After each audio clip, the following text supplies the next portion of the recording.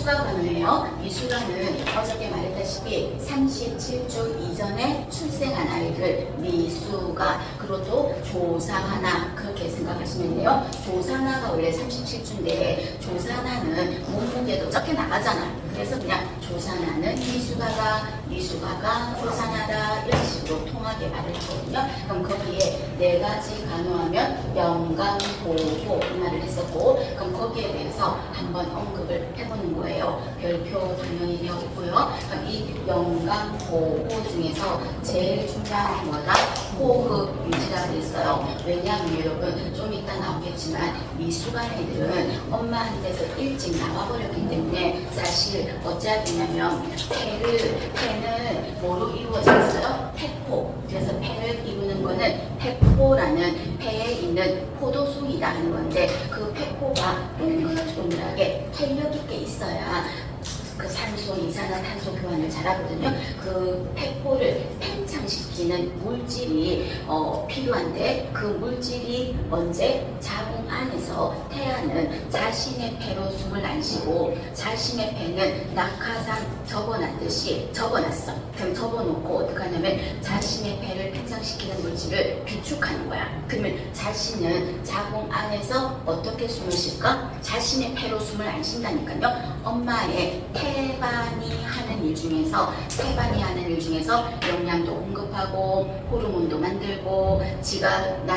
싼 찌꺼기 엄마한테로 배설도 하고, 앤드 중요한 특징이 호흡에도 관여한다고 그랬어요. 태반이 태아의 호흡에 도움을 준다고. 그러니까 자신의 폐는 딱 안 쓰고 있다가 폐를 팽창시키는 물질, 그 계면 활성제 또는 폐표면 활성제라는 게 있는데, 그거를 충분히 비축하고 나온 다음에 응애 하고 울면서 자신의 폐가 낙하산 펼쳐지듯이 쫙 펼쳐지거든. 그때부터 자가 호흡을 하는 거예요. 그런데 미수간 애들은 일찍 나와서 폐를 팽창시키는 물질을 많이 비축하지 못하고 나왔어.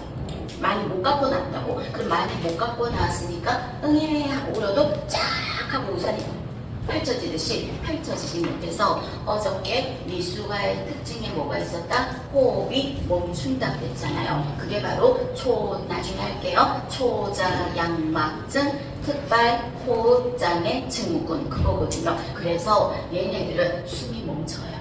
그래서 제일 중요한 게 뭐냐면 호흡을 관리하는 게 가장 중요하다는 겁니다. 그럼 호흡 유지는 어떻게 합니까? 그다음에 기도를 막으면 안 되니까 옆으로 눕혀주는 거, 그게 중요하고, 앤드 얘네들은 호흡이 있나 없나를 알아볼 때 어디를 하냐면 촉각 자극을 주는 거예요. 그래서 우리 신생할 때도 가장 아기에게 강하게 발달하는 감각이 뭐였다? 촉각이었거든. 그래서 호흡이 없을 때는 촉각 자극을 줬을 때 어떤 반응을 보이는지로 호흡을 체크하겠다 그 말입니다. 그 다음에 두 번째가 체온 유지가 중요하다. 그래서 여기 보면 보온이라는 게 들어갔거든요. 얘네들은 체온의 변화가 동요가 심하다고 했어요. 갑자기 체온이 확 떨어진다고. 한번 떨어졌던 체온을 다시 올리는 게 어렵다고. 그래서 얘네들은 체온 유지가 중요한데 인큐베이터 안에 들어가는데, 자 질문, 인큐베이터 안에는 당연히 온도나 이런 게 세팅돼야 되겠죠. 그럼 이때 아기를 집어넣고 나서 온도를 올려줄까요? 아니면 아내를 데워준 다음에 아기를 집어넣을까요? 아기를 먼저 넣는 게 아니에요. 그럼 먼저 넣고 있으면 보일러 떼는 동안에는 그동안은 춥잖아. 그러니까 일단 보육기를 따뜻하게 한 다음에 아기를 눕힌다는 거, 그 말이고, 그 다음에 인큐베이터 문은 자꾸 어저께 들락날락 열지 말라 그랬어. 아기 감염도 생기고 하니까. 그러면서 앤드 문을 자꾸 열면, 여러분 한겨울에 문 자꾸 열다 생각해봐요. 자꾸 바람이 들어오잖아요. 그래서 보육기 문은 최소한으로 열어라, 그 말이 되겠고, 세 번째는 감염 방지예요. 감염 관리야. 그럼 이때 감염 관리는 미수간 애들은 엄마한테서 정상적인 애들은 충분히 엄마에게 태반을 통해서 면역체를 받았어요. 맞죠? 애기들이 면역체를 받았잖아. 그게 무슨 면역이에요? 엄마한테서 태반을 통해서 면역을 받은 거를 자연 면역체를 받은 거죠. 능동이 아니라 수동, 자연 수동 면역이었어요. 받았는데 얘네들은 어떤 상황이에요? 엄마한테서 충분한 면역체를 못 받고 세상 바깥으로 나와버렸잖아. 그러니까 애들이 면역체가 부족해. 그러면 면역체가 부족하니까 감염이 잘 생기는 거죠. 그래서 얘네들한테는 어떻게 해야 된다? 역격리를 하는 거죠. 그래서 역격리라는 거는 감염에 민감한 사람을 위해서 주의를 모균적으로 유지해주는 거. 그게 역격리잖아요. 그래서 우리 역격리하면 기본감에서 어떤 대상들한테 역격리를 했었냐면 화상 환자, 그 다음에 또 백혈병 환자, 그죠? 그 다음에 또 화상 백혈병 환자, 장기 이식 환자,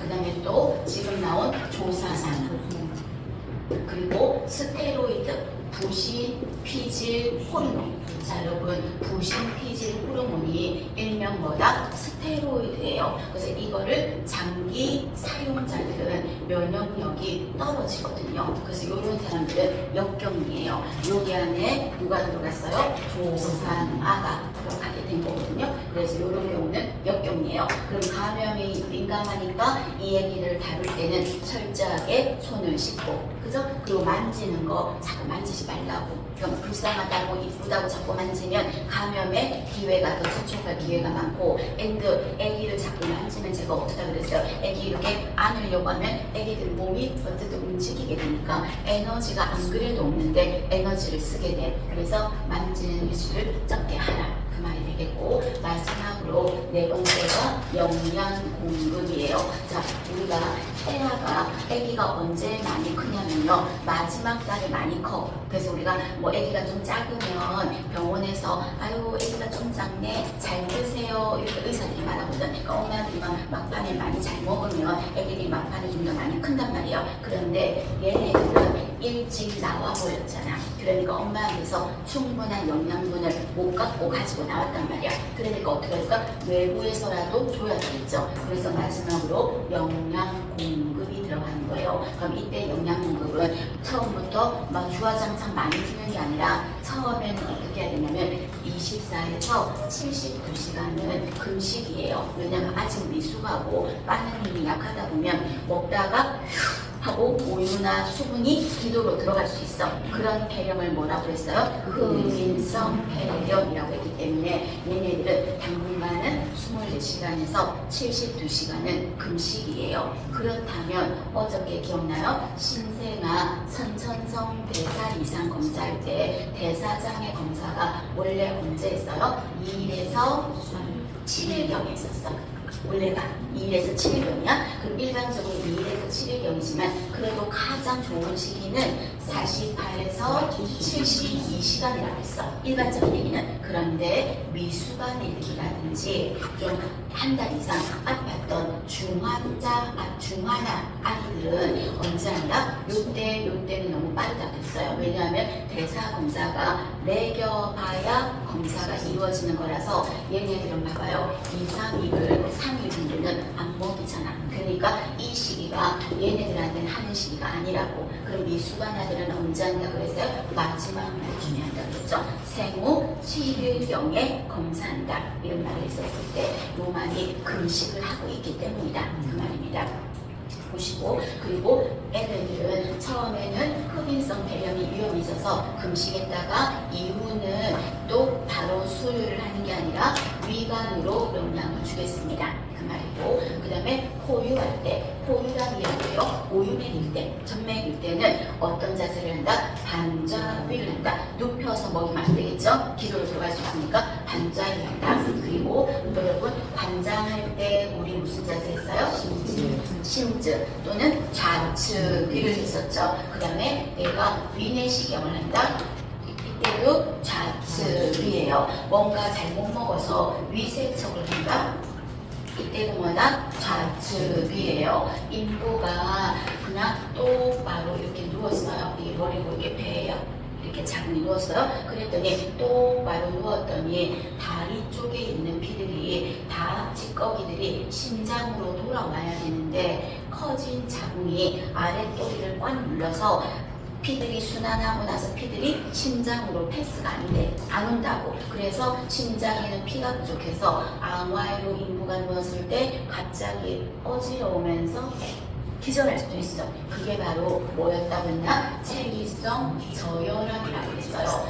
인부가 갑자기 어지러워서 기절하는 이런 상황은 병원의 인부예요. 인부가 앙와이를 했을 때, 그럼 이때 이 경우는 병원에 안 가도 된다고 했었어요. 안 가도 된다. 왜 그러냐면 커진 자궁이 아래쪽을 꽉 눌려서 피가 이게 돈을 못 받아서 전달을 못 받아서 그렇다고 했죠. 그러면 이 인부는 어떤 자세를 해야 된다고 그랬다? 누르지만 않으면 돼. 그럼 여기를 누르지 않는 자세는 옆으로 눕는 거지. 그 자세가 좌측이었어요. 자, 반장할 때도 좌측이 심증, 위내시경, 위세척할 때도 좌측이, 그리고 인부가 앙와이로 딱 누웠을 때 어지러움을 느끼는 체위성 저혈압일 때도 좌측위를 취해주면 돼요. 전부 다 우리 공부는 좌측이었어. 그런데 하나만, 애기 젖 먹이고 나서만 어떤 자세를 한다? 오른쪽에 우측으로 눕혀요. 애기 우유 먹이고 나서만 우측이, 나머지는 시험 나오면 다 좌측이. 아쉽죠? 그렇게 해서 준비하시고, 그 다음에 애기들이 제대로 잘 커나 안 커나를 알아보려면 제일 성장 발달에 가장 중요한 지표가 뭐였다? 체중이었잖아요. 그래서 체중인데 얘네들도 체중을 재야 돼. 그런데 생각해봐요. 얘네들을 인큐베이터 문 열어서 애기를 꺼내서 무게를 달고 다시 집어넣고 그거 별로 시간 안 걸려요. 금방에 뭐 몇 초도 걸리지 않아? 근데 그 몇 초 사이에 애기 어떻게 된다? 체온이 막 떨어져. 체온이 막 떨어져. 그래서 얘네들은 안에서 꺼내면 안 돼. 그래서 어떻게 체중을 준다? 모유기 안에 넣은 채 매일 체중을 측정하겠다. 그 말이고, 그 다음에 5번에도 조상아들은 어쨌든 간에 뭔가 일찍 나왔다는 거는 엄마에게나 태아에게는 애기한테 문제가 있어서 나왔을 확률이 높잖아요. 그렇다면 황달 같은 것도 좀 있을 수 있어. 정상적인 거 말고 비정상적인 황달, 혹시 그리고 경련을 하거나 분토를 하거나 설사를 하거나 뭔가 건강상의 문제가 있을 때는 의사에게 보고한다. 5번 여러분, 황달, 기형, 경련 이거 외우고서 바보야. 그렇게 하면 안 돼. 근데 이거는 뭔가 비정상적인 상황이 생기면 의사에게 보고한다. 그렇게 하시면 돼요. 그리고 얘네들은 그냥 아주 힘도 약해. 막 움직임도 약해. 그럼 움직임도 약한데 이렇게 그냥 가만히 인큐베이터 안에 눕혀두면 몇 차 잘못하면 어떻게 될까요? 욕창 생겨. 예전에 전남 장흥인가 어느 곳에서요, 인큐베이터 안에 있는 아기가 어떻게 됐냐면요, 인큐베이터 안에는 온도나 이런 게 세팅돼 있어야 돼요. 그런데 그게 인큐베이터가 고장났을 때, 고장난 지 좀 됐었대요. 그럼 고장났으면 바꿔야 되잖아요. 고치든지. 그런데 돈을 아낀다고 안 바꾸고요, 그 안에다가 뭐를 깔아줬냐면 전기장판을, 패드를 깔아줬어요. 전기장판 패드를 깔아줬어요. 그럼 이 애기들은 피부도 얼마나 얇을까? 그리고 활동도 이렇게 막 미세한 움직임도 약하고, 그럼 그냥 가만히 그 안에서 전기장판 온도 올려가지고 놔뒀으니까 피부도 얇고 안에 가만히 누워있으니까 이 등짝이 여기 머리 목 정도부터 엉덩이까지 가요. 그때 신문에 나왔을 때는 사진을 모자이크 처리했더라고요. 너무 끔찍해가지고 전부 다 그냥 다 익어버렸어요. 껍질 다 벗겨지고 익어버렸어요. 애기인데. 그래서 그런 일이 생겼거든요. 그래서 얘네들은 가만히 못 움직이고 누워있다 보면 피부가 짓무르고 또는 욕창이 생기고 이럴 수가 있기 때문에 체위도 몇 시간마다 바꾼다? 2시간마다 바꾼다. 그 소리가 되겠습니다. 봐주고.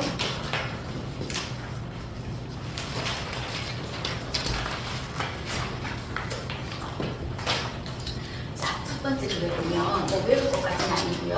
자, 여러분 여기 화면을 봐봐. 이거 보여요? 그림 잘 보여요? 이거 뭐예요? 인큐베이터잖아요. 인큐베이터가 여기 부분이 있는데 투명하게 생겼고 여기 부분이 있는데 그 두께가, 이 벽의 두께가 이중으로 되어 있고 두꺼워요. 그럼 이렇게 벽이 두껍게 되어 있고 또 이 전체적으로 이중벽으로 되고 문도 두껍게 되어 있고, 이게 왜 그러냐면 이 안에는 일단 세팅이, 온도도 세팅되어 있고요. 그 다음에 습도도 세팅되어 있고요. 그리고 애기한테 이때 산소가 필요하니까 산소도 세팅되어 있어. 그러니까 이 문이 두껍게 되어 있는 이유가 뭐냐? 그러면 안에 있는 세팅되어 있는 조건이 바깥으로 빠져나가서 변화가 있을까 봐요. 그래서 첫 번째 주에 보육기가 인큐베이터가 이중으로 된 벽, 두꺼운 벽으로 되어 있고 또 이중으로 된 덮개로 되어 있는 이유는 온도 빠져나갈까봐, 열, 그 다음에 산소 빠져나갈까봐,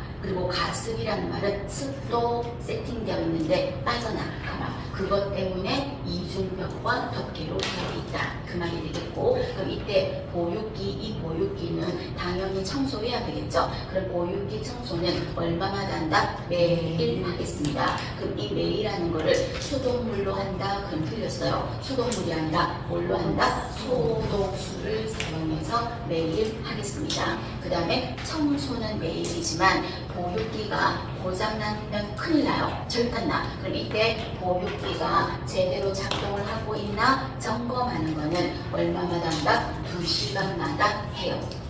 2시간마다. 자, 그러면 보육기 안에 세팅은 어떻게 되어 있습니까? 하는 건데 제가 그냥 전부 다 한꺼번에 정리했어요. 자, 첫 번째는 편한 환경은 뭐냐면 기본간호할 때 환자에게 편안한 온도, 습도 이런 말 있었지. 기본간호 첫 페이지에서. 그래서 환자에게 편안한 환경, 온도와 습도예요. 두 번째는 신생아실의 온도와 습도예요. 그리고 마지막에는 조산아들이 들어가 있는 보육기 안의 온도, 습도예요. 그럼 일반적으로 편안한 환경에서는 온도가 20에서 22도, 그리고 외워야 될 숫자겠죠. 이 정도는. 그 다음에 습도는 쾌감 습도가 몇 프로였어?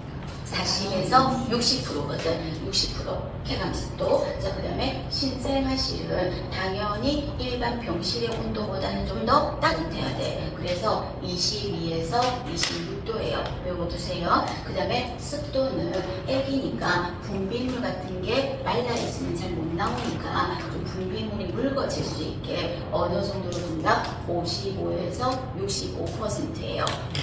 주고, 그 인큐베이터는 아까 제가 미수가 4대 간호에 영강보화가 보가 뭐야? 보온 체온이 많이 낮으니까, 그래서 인큐베이터 안의 온도는 30에서 32도예요. 그럼 우리가 30에서 32도면 여러분 엄청 우리 입장에서는 더운 거잖아요. 근데 애기들 이 미수가들한테는 그 온도가 적당하다고. 그래서 인큐베이터 안에는 30에서 32도로 세팅될 거예요. 그 다음에 습도는 신생아실하고 똑같아요. 55에서 65예요. 자, 밴드.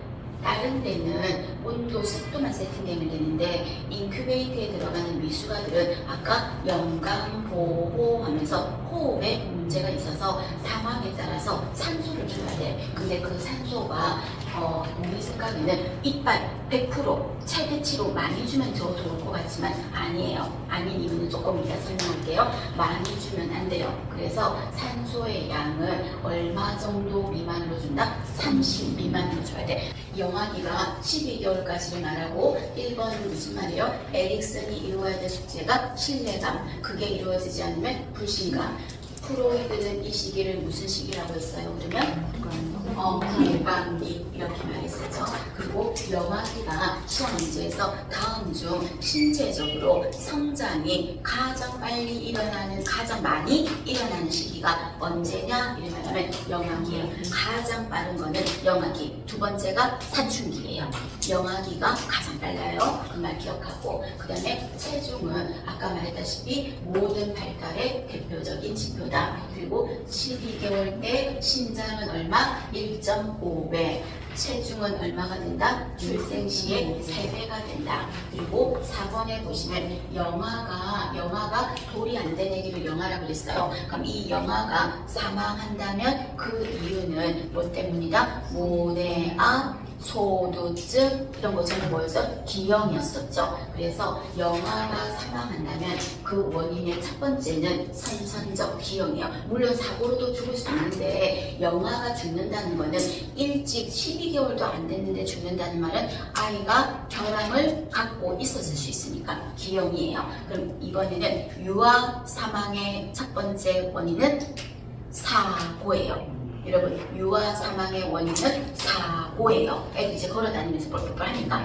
영아 사망의 원인은 선천적 기형이에요. 그리고 성장 발달을 못 가누는 것부터 걷기까지 어디에서 어디로 발달해요? 머리 쪽에서 발끝 쪽으로 발달한다. 이렇게 말했고, 그 다음에 낯가림은 하나 참고로 문제에서 언급이 된다면 언제쯤 되면 굉장히 낯을 가려서 딱 울고 애기들이 그러면 6개월 6, 8개월 정도 되면 낯가림이 있어요. 그리고 또 아기가 처음으로 나는 치아, 그 치아가 맹출되는 게 언제 된다? 6개월 때. 그 6개월 때 여기 애기 봐봐요. 그럼 요거는 상악이 아니라 하악이죠. 하악, 전리, 중심, 앞니 되어 있는데 한마디로 하악, 유, 중, 절, 지 이렇게도 말하고요. 앞니가 가운데서 올라오는 거죠. 이게 언제 올라와요? 6개월. 그래서 모든 유치가 전부 다 나면 몇 개가 나요? 20개. 유치 전부 개수가 20개. 전부 나는데 걸리는 시간은 30개월. 유치가 모두 나는데 걸리는 시간은 30개월이라는 거. 그죠?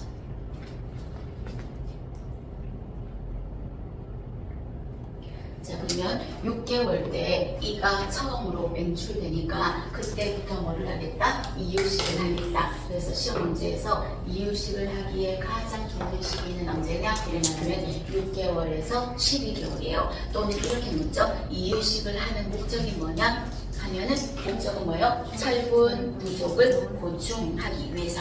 되셨죠? 철분 부족을 보충하기 위해서 그 말입니다. 자, 여러분 스트레칭 좀 해요. 좀 깨요. 지금 자고 있으면 안 되지, 여러분. 지금 잠을 잘 때가 아니고 화장실도 가지 마세요. 서 있어야 돼. 화장실 가지 말라고. 아셨죠? 기적이에요. 2시간마다 2시간에 한 번만 가요. 딱정해요. 자, 봐요. 지금 주면 안 돼요. 자, 그래서 철분 부족을 보충하기 위해서 이유식을 한다. 1번에 보면, 자, 전체적으로 내용 기억하셔야 됩니다. 수요량은, 여러분, 우유를 많이 주면 애기 이유식 안 해. 이유식 애들이 좋아한다 안 좋아한다? 안 좋아해요. 맛이 없어. 그래서 처음에는 자꾸 모유량을 줄여야 돼. 수유량을 줄여야 배가 고파서 다른 걸 먹지. 그래서 수유량을 줄이고 이유식을 증개시킨다. 그리고 이유식을 먼저 하고 젖 먹여요. 수유 먼저 하고 이유식 줘요. 이유식을 먼저 해야지. 안 그러면 여러분 젖 먹이면 저 실컷 먹고 이유식 안 먹고 싶으면 배불러서. 그래서 이유식을 먼저 하고 수유로 보충한다. 그리고 순서는 곱고 야와 라고 있고, 새로운 음식을 추가할 때, 이 보기들 전부 나오는 보기들입니다, 여러분. 새로운 음식을 추가할 때는 매일 주면 안 돼요. 왜냐면 그 맛에 더 익숙해져야 되니까. 그래서 4일에서 7일 간격으로 한 가지씩 맛을 워밍업하고, 그리고 입술 쪽에 그냥 주면 내뱉는 먹기 싫으니까. 아셨죠? 그래서 어디에 넣어준다? 안쪽으로 넣어준다. 혀 안쪽으로 넣어준다. 그리고 뭘 넣어준다? 숟가락으로 넣어준다. 그리고 딸꾹질을 할 때는 어떻게 해야 된다? 따뜻한 보리차를 조금씩 준다. 그리고 싫어하는 음식은 어찌해야 된다? 억지로 먹이지 않는다. 이렇게 됐어요. 교과서는 이래요. 그래서 나 안 먹였거든요. 그랬더니 영원히 안 먹고 커서도 안 먹어.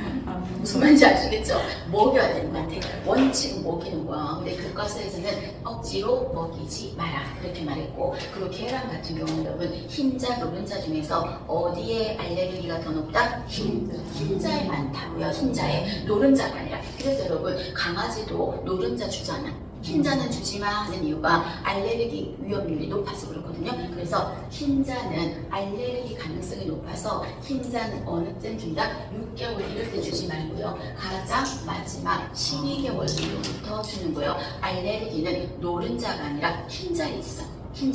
그래서 그런 내용이 이유식입니다. 여러분 이 별거 아닌 것 같은데 이런 거 중요하게 나와요. 아셨죠? 정리하시죠.